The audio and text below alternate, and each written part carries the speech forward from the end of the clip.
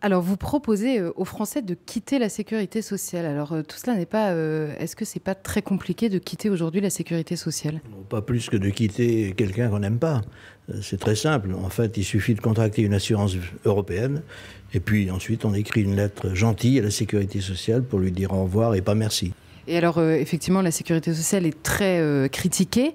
Alors, qu'est-ce qui a été mis en place ou qu'est-ce qui empêche les gens en fait, de quitter massivement aujourd'hui la sécurité sociale? Le manque d'information, tout simplement. Ils ne savent pas qu'ils ont le droit de le faire. Et s'ils ne le savent pas, c'est parce qu'on leur a menti depuis 20 ans.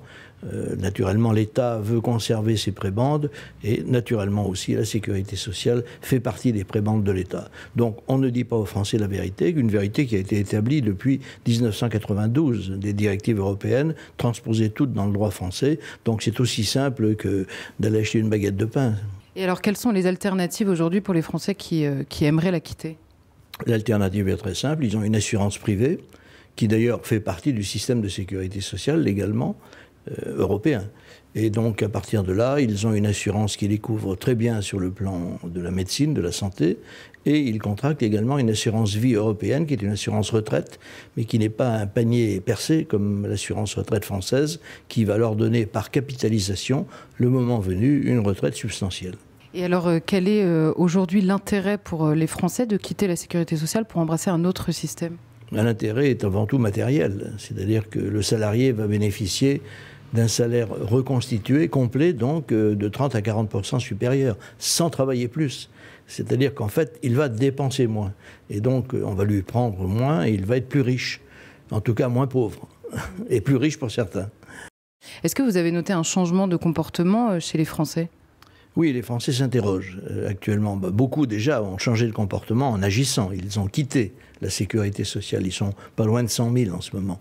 Et pour les autres, ils s'interrogent. Ils se demandent si vraiment ils ont intérêt à le faire parce qu'ils sont insuffisamment informés. Mais le jour où ils vont faire un vrai calcul qui est très simple en vérité, combien je gagne, combien je perds, ce jour-là, ayant bien sûr mesuré ce qu'ils avaient auparavant, ils vont s'apercevoir qu'ils ont tout intérêt à changer de système. Et d'ailleurs, l'ensemble de la France va le faire aussi. Je vous signale que c'était le vœu et la volonté de ceux qui ont signé ces textes, parmi lesquels il y avait M. François Mitterrand, président de la République à l'époque. Et alors, vous parlez de 1992, où effectivement, année où le gouvernement français a essayé de bloquer aussi les velléités de quitter la sécurité sociale. Alors, à qui politiquement on doit ce verrouillage en fait du système? En réalité, le vrai blocage est en 2004, parce que pendant toute cette période où nous avons agi pour faire transposer ces directives dans le droit français, au fond, on n'a pas eu d'opposition terrible.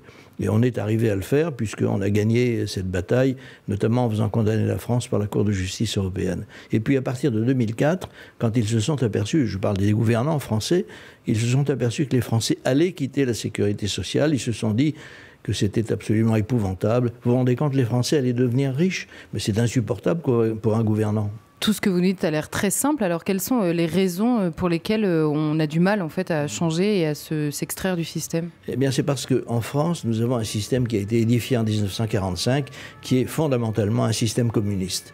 Et vous le savez sans doute, on ne sort pas du communisme, on l'abat. Donc nous, ce que nous faisons, en fait, c'est d'abattre le communisme général qui sévit en France et qui sévit dans toutes les catégories de la classe politique. À partir de ce moment-là, le jour où le communisme sera abattu par le biais notamment de la liberté sociale, ce jour-là, la France pourra redevenir démocratique.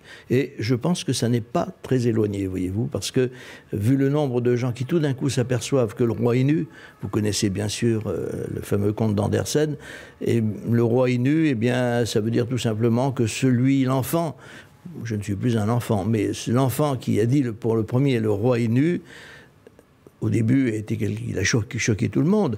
Et puis petit à petit, ensuite tout le monde. Mais bien sûr, vous l'avez bien dit, le roi est nu.